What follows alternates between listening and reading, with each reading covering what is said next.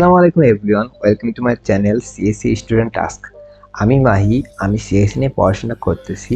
এই চ্যানেলে আমি আমার অ্যাসাইনমেন্ট, কোডিং, স্টাডি, ওয়ার্কফ্লো আর student life related video upload করব। সো যদি এগুলো আপনাদের ভালো লাগে তাহলে চ্যানেলটাকে অবশ্যই সাবস্ক্রাইব করে সাথেই থাকবেন। ধন্যবাদ। আজকে আমার ফার্স্ট অ্যাসাইনমেন্ট যেটা আমার ইউনিভার্সিটি থেকে দিয়েছে সেই অ্যাসাইনমেন্ট সম্পর্কে আপনাদের দেখাবো আমি কিভাবে আমার অ্যাসাইনমেন্টটা করছি। আর আমি এমএস ওয়ার্ডের মাধ্যমে আমার অ্যাসাইনমেন্টটা আমি করেছি, এখন আপনাদের সেটা দেখাবো। দেখেন,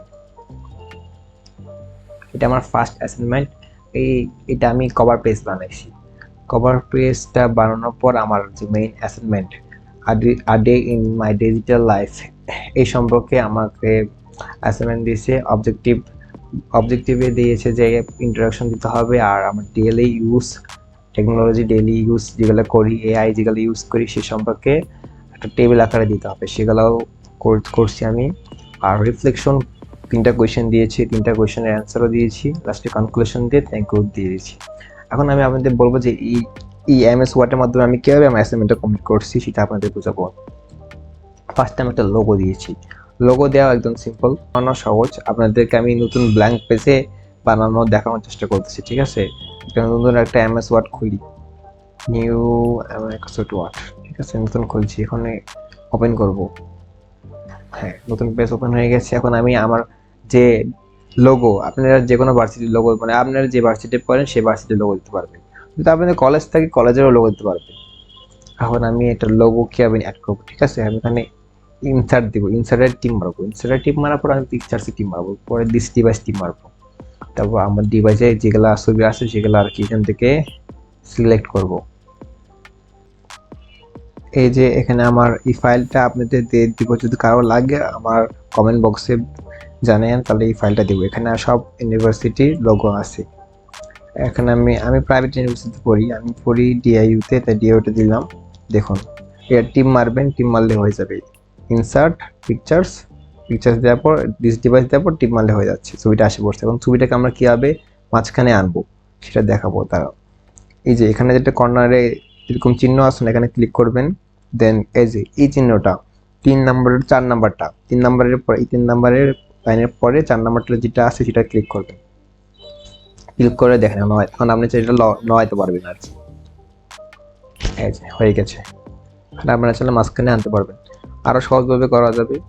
এরকম এরকম হ্যাঁ, যে মানে যেরকম চান আর কি, উপর নিচে যেরকম আপনারা আপনাদের মন মতো কভার পেজ বানাতে পারবেন। আমি একদম মাঝখানে দিব। হ্যাঁ, নিচে ফন্টটা একটু বড় করতে পারেন, চাইলে একটু বড় করে দেন, কারণ নাম লিখবো। আমি 28 দিব, বোল্ড আকারে দিব। আর আপনি ফন্ট সবাই ইউজ করেন। হ্যাঁ, এখন লিখবো ড্যাফোডিল ইন্টারন্যাশনাল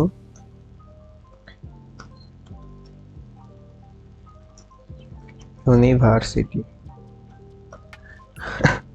দেখুন, নামটা এক লাইনে আসেনি। এখন আমাদের কি করা যায়?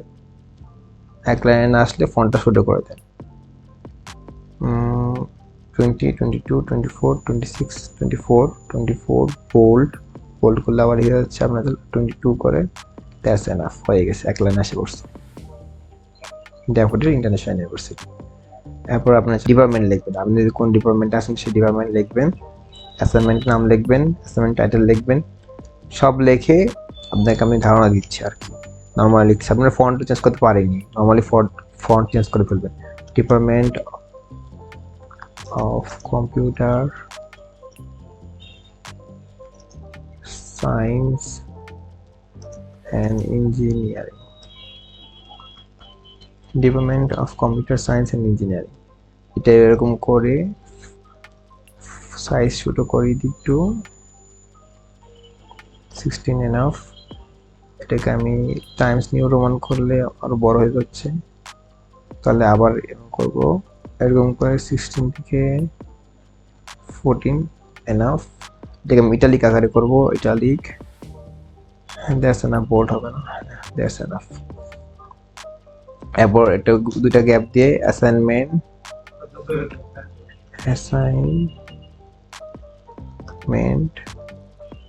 1, দ্যাটস এনাফ। ছেলে আপনি চাইলে এটা বোল্ড করতে পারেন, বোল্ড।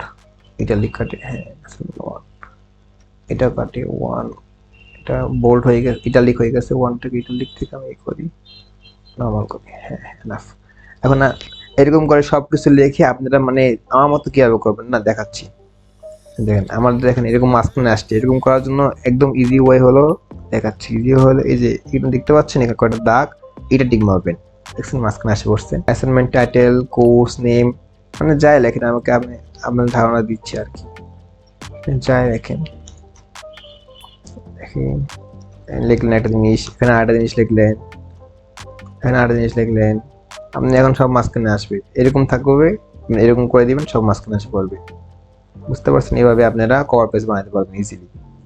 আর আপনারা কি যে কোনো পেজ আর পেজ করার সময় সবসময় A4 সাইজ পেজ দিবেন, ল্যাবেটে যায় সাইজ দিবেন, সাইজ দিয়ে এখানে A4 করবেন, কারণ অ্যাসাইনমেন্ট সবসময় A4 পেজে করা লাগে। আর এখানে 8 আছে, এখানে 8 থেকে এটা 0 করবেন, 0 করে তাহলে লেখা মানে সব সুন্দর করে হবে আর কি, মানে আমার মতো হবে, এই যে আমার এরকম হবে, এরকম হবে। আপনারা এই কভার পেজে ফটো তুললে আপনারা বানাতে পারবেন, চেষ্টা করলে পারবেন। দেন একটা পেজে বর্ডার কিরকম করবেন সেটাও দেখাচ্ছি। বর্ডার কিভাবে আপনারা ডিজাইনে যাবেন, ডিজাইনে যাওয়ার পর দেখেন কোনায় একটা পেজ বর্ডার আছে, বর্ডার টিম মারবেন, বক্স টিম মারবেন, বক্স টিম মারে এগুলা যা আছে তাই রাখবেন, উপরে অংশ যা রাখবেন এখানে হাফ রাখবেন, আর হোল দেখুন হ্যাঁ ওকে দিয়ে দিবেন, তাহলে হয়ে যাবে। এই যে সুন্দর বর্ডার হয়ে গেছে, এরকম করবেন। এটাই আজকের ভিডিও ছিল কভার পেজ বানানো। আপনারা যদি নেক্সট ভিডিওতে চান যে কিভাবে টেবিল বানাতে হয়, টেক্সট টু মানে শুধু আপনারা চ্যাট জিপিটি বা যে কোনো জায়গা থেকে টেক্সট কপি করবেন, কপি করে পেস্ট করে দিবেন, জাস্ট ডাইরেক্ট বর্ডার হয়ে যাবে। সেরকম যদি চান তাহলে সেরকম ভিডিও চাইলে অবশ্যই কমেন্ট করবেন। ধন্যবাদ।